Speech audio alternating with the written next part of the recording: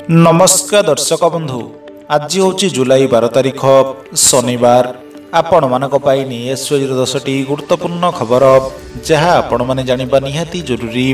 भिडियोटी को गोटे लाइक करने सह आम चैनल को प्रथम थर आसी आम चैनल को सब्सक्राइब करंतु प्रत्येक दिन सकाळे गुरुत्वपूर्ण खबर गुड़िक जानापी।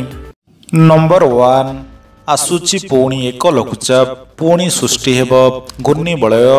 आसंता जुलाई 13 तारिख रु 15 तारिख मध्य ओडिशा रे प्रबल अति प्रबल वर्षा हेबार संभावना रही। आसंता 15 तारिख पर वर्षार परिमाण कमिबो बोली पूर्वानुमान करिछि भुवनेश्वर आंचलिक पाणीपाग केन्द्र। लघुचाप प्रभाव में विशेषकर उत्तर ओडिशा समेत ओडिशार विभिन्न जिले में प्रबल अति प्रबल वर्षा हेबार संभावना रही। ओडिशार सुंदरगढ़ झारसुगुड़ा एवं संबलपुर में प्रबल मात्रा रे वर्षा हेबार संभावना रही। आसंता काली तथा जुलाई 12 तारिख रे ओडिशार किछि जिले में हालुका धारणर वर्षा हेबार संभावना रही। सेहीपरि जुलाई 13 तारिख रु 15 तारिख मध्य राज्यर अनेक स्थान रे हालुकारु मध्यम धारणर वर्षा हेबार संभावना रही। विशेषकर जुलाई 13 तारिख रे सुंदरगढ़ केन्दुझर मयूरभंज एवं झारसुगुड़ा रे प्रबल अति प्रबल वर्षा हेबार संभावना रही।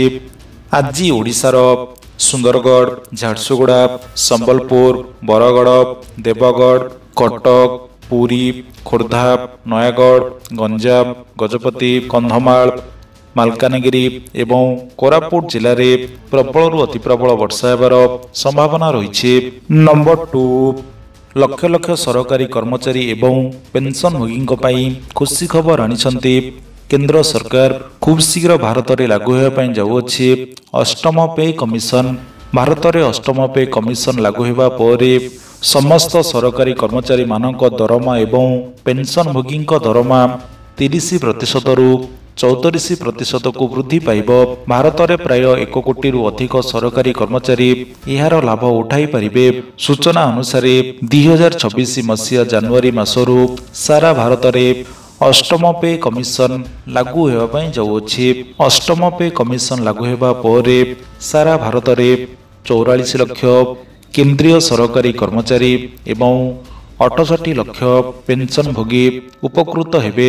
अष्टम पे कमिशन लागू होगा पर मासिक दरमा 7,000 टंका रु 18,000 टंका को वृद्धि पाइब। नंबर 3 ओडिया फिल्म इंडस्ट्री लोकप्रिय अभिनेता पार्थ सारथी राय गिरफ होइछन्ती। अभिनेता पार्थ सारथी को बांधिछि Bhubaneswar police. Odia film industry लोकप्रिय अभिनेता पार्थ सारथी राय नाँ में संगीन अभियोग आसी।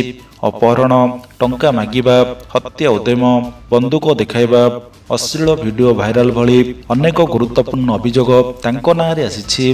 कोर्ट नियम को खिलाफ करिबारु गिरफ करने को निर्देश देइथिला भुवनेश्वर जेएमएफसी कोर्ट। गतकाली ओडिया फिल्म इंडस्ट्री लोकप्रिय अभिनेता पार्थ सारथी राय को गिरफ करा जाई कोर्ट चालान करा जाइछि।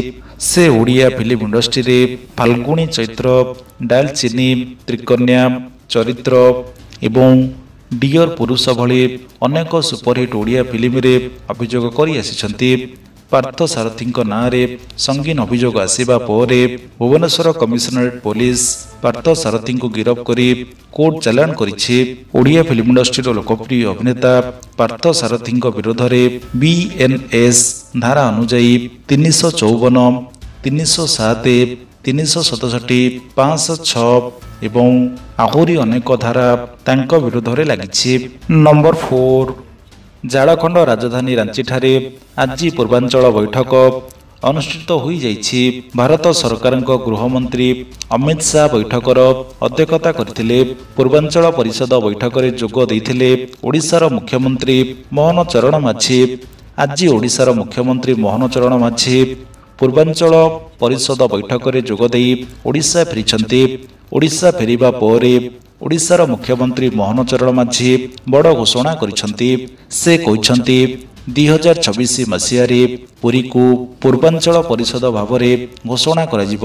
ଏହି ବୈଠକରେ ଆଲୋଚନା କରାଯାଇଛି ଓଡ଼ିଶାର ସମସ୍ତ ଜିଲ୍ଲାରେ ବ୍ୟାଙ୍କ ସେବା, ମହିଳାମାନଙ୍କୁ ସଶକ୍ତ କରିବା ପାଇଁ ଯୋଜନା ଆଣିବା, ଶିକ୍ଷା, ସ୍ୱାସ୍ଥ୍ୟ ଏବଂ କୃଷି କ୍ଷେତ୍ରରେ କେମିତି ଓଡ଼ିଶାର ବିକାଶ ଘଟିବ, ଏହା ଉପରେ ଆଲୋଚନା କରିଥିଲେ ଓଡ଼ିଶାର ମୁଖ୍ୟମନ୍ତ୍ରୀ ମୋହନ ଚରଣ ମାଝୀ। ଗୃହମନ୍ତ୍ରୀ ଅମିତ ଶାହ ସୂଚନା ଦେଇଛନ୍ତି, ମାର୍ଚ୍ଚ ମାସ 31 ତାରିଖ 2026 ମସିହା ସୁଦ୍ଧା ଓଡ଼ିଶା ଏବଂ ଝାଡ଼ଖଣ୍ଡରେ ସମ୍ପୂର୍ଣ୍ଣ ଭାବରେ ମାଓ ଦମନ କରାଯିବ। ଏହା ସହିତ 2047 ମସିହା ସୁଦ୍ଧା ଭାରତକୁ ବିକଶିତ ଦେଶରେ ପରିଣତ କରିବା ପାଇଁ ଯୋଜନା ପ୍ରସ୍ତୁତ କରିଛନ୍ତି କେନ୍ଦ୍ର ସରକାର।